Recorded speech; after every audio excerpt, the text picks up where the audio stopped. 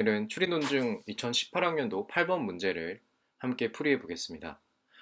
먼저 영상을 보시기 전에 이 문제를 직접 풀어보시고 해설이 이해가 안 된다든지 아니면 다른 사람은 어떻게 풀이를 했는지 궁금하신 분들이 들었으면 더 좋겠습니다. 그럼 시작해 보겠습니다.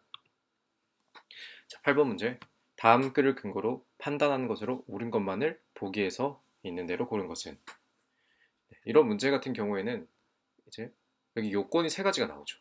그리고 그 요건에 대해서 각각 사례를 보고 이 요건이 해당되는지 이것을 판단하는 문제입니다. 그럼 이 요건들을 잘 파악하는 것이 중요하겠죠? 네, 계속 진행해 보겠습니다.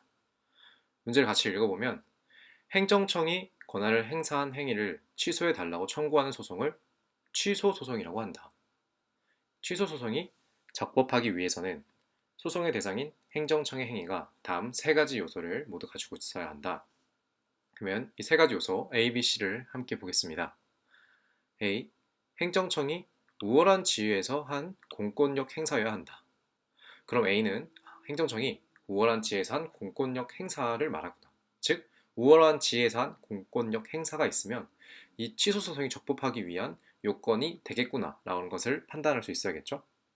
그런데 여기 뒤에 보시면 계약의 당사자처럼 행정청이 상대방과 대등한 관계에서 행한 행위는 이에 해당하지 않는다. 즉, 대등한 관계에서 행한 어떤 계약과 같은 행위는 이 A라는 요건에 해당되지 않는다는 겁니다. 그래서 A라는 요건에 대해서 이렇게 설명했고, 그 다음으로 두 번째 B 요건을 보면 구체적 사실에 관한 행위여야 한다. 따라서 B 요건은 구체적 사실에 관한 행위여야 되는데 이에 대한 설명이 뒤에 쭉 나오겠죠. 이는 관련자가 특정되거나 개별적이고 규율 대상이 구체적인 행위를 말한다. 그래서 그러나 여기 보면 시행령이나 재정 행위와 같이 규율 대상이 일반적인 행위는 이에 해당하지 않는다. 즉 A에서 본 거와 같은 구조예요.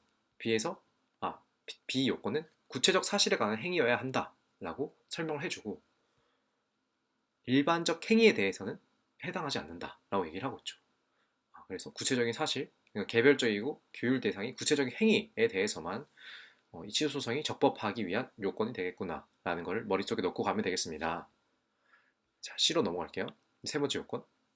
권리 의무에 직접적으로 영향을 미치거나 변동을 일으키는 것이어야 한다.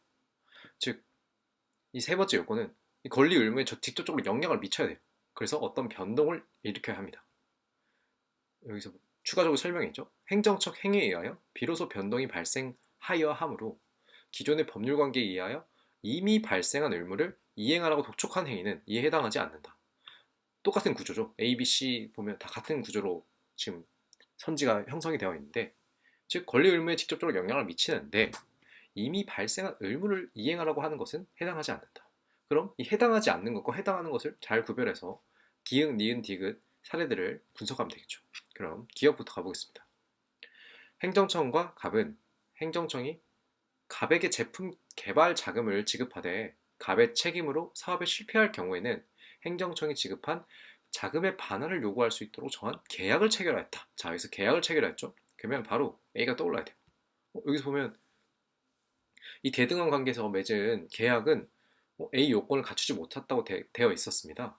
그래서 여기 보시면 행정청 자금 개발 반환 행위 요구는 A, B, C 모두 갖추었다. 근데 A는 갖추지 못했겠죠. 왜냐하면 이거는 계약이기 때문이죠. 그래서 행정청이 이 계약에 따라 갑에게 개발 자금을 지급하였는데 갑의 책임으로 사업이 실패하자 지급한 개발 자금을 반환하라고 요구하였다. 이 반환하라고 요구할 수 있었던 근거는 계약을 체결했기 때문이에요. 근데 계약은 A에서 말한 우월한 지위에서 한 공권력 행사가 아니죠. 따라서 A는 잘못된 선지가 되겠죠. 그럼 B하고 C를 함께 볼게요. B는 구체적 사실에 관한 행위입니다. 이거는 둘 사이에 구체적 사실에 관한 행위죠. 왜냐하면 개별적이기 때문이죠. 따라서 B는 일반적인 행위가 아니라 구체적인 그리고 구체적이고 개별적인 사실에 관한 행위이기 때문에 B 요건은 충족했다고 볼 수 있겠죠. 다음 C 같은 경우에는 권리 의무에 어떤 영향이나 변동이 있어야 돼요. 근데 여기서 개발 자금을 반환하라고 요구를 했잖아요. 행정청이. 그럼 갑에게는 어떤 의무가 생기죠? 개발 자금을 반환해야 될 의무가 생겼겠죠. 따라서 C까지도 요건을 충족했다고 볼 수 있겠죠. 그러나 A가 틀렸기 때문에 기역 선지는 네, 틀린 선지가 되겠죠. 문제 내려와서 1, 기역 1번, 5번, 그리고 네, 3번까지 날아갑니다. 그러면 답은 2번 아니면 4번이겠죠. 근데 여기서 시험장에 가셔서는 시간이 되게 부족해요. 그래서 이건 니은은 어차피 공통으로 있으니까 디귿만 먼저 보는 게 더 효율적이겠죠. 빨리빨리 풀어야 되니까. 디귿을 먼저 보겠습니다. 디귿. S시장은 S시 소유의 X 토지를 병에게 적법하게 임대해 주었고 그 후 임대차 계약에서 정한 사용료 상점 방식에 따라 X 토지를 사용한 기간 동안에 토지 사용료를 납부하라고 병에게 통보를 하였다. 자, 여기서 중요한 게 S시장은 이 병에게 적법하게 임대를 한 이후에 임대차 계약을 또 맺었다는 거예요. 그렇죠? 그리고 병에게 토지 사용료를 납부하라고 통보를 했다는 거죠. 시장이 병에게 한 X 토지 사용료의 납부 통보는 A와 C를 갖추지 못하였다. A는 아시다시피 우월한 지위상 공권력 행사인데 지금 여기서 보면 임대차 계약을 맺었죠. 그래서 이 계약에 기해서 사용료를 납부하라고 한 거니까 A의 요건에 해당되지 않겠죠. 왜냐하면 계약은 해당하지 않는다고 했으니까. 그러면 A는 갖추지 못한 게 맞고요. 그럼 C를 볼게요. C 같은 경우에는 권리 의무에 직접적으로 어떤 영향을 미치거나 변동을 일으켜야 된다고 했어요. 그런데 단서를 두면서 이미 발생한 의무를 이행하라고 독촉하는 행위는 해당하지 않는다고 했죠. 근데 여기서 보면 이 디귿 사례를 보면 토지 사용료를 납부하라고 병에게 통보를 하였고 이 통보는 이 임대차 계약에 기해서 한 건데 이미 이미 권리 의무가 있었던 거예요. 있었는데 새로 변동이 된 게 아니라 통보는 그냥 이미 있었던 의무를 이미 발생한 의무를 이행하라고 독촉하는 행위에 불과하겠죠. 따라서 C를 갖추지 못했다고 말하는 디귿 선지는 적절합니다. 그러면 답은 4번이 되겠죠. 이런 식으로 좀 더 시간을 빨리 줄여서 풀 수가 있는 거죠. 그래도 같이 풀이를 하니까 니은까지 한번 알아보겠습니다. 니은은 감사 기관이 PC의 공무원, 의뢰 징계권자인 P시장에게 복무 규정을 위반한 의를 징계하라고 요구하였으나 감사기관의 징계 요구는 강제성이나 구속력이 없어 P시장은 이에 따르지 않고 을에게 아무런 징계를 하지 않았다. 을이 감사기관의 징계 요구에 대해 취소 소송을 제기하는 것은 C를 갖추지 못하였다. 자, 이 사실관계를 파악을 해보면 감사기관이 있는데 이 감사기관이 P시장한테 너 밑에 있는 공무원 을이 지금 복무 규정을 위반해서 징계를 해야 되는데 지금 P시장이 아무런 징계를 하지 않았어요.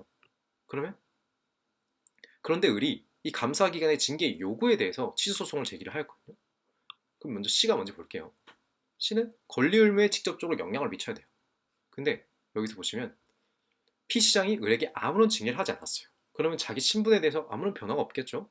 따라서 을은 감사기관 징계 요구에 대해서 취소소송을 제기하지 못하겠죠. 왜?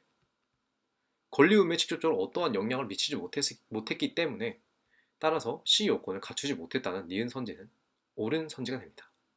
네, 그래서 답은 4번이 되겠죠. 이상입니다. 감사합니다.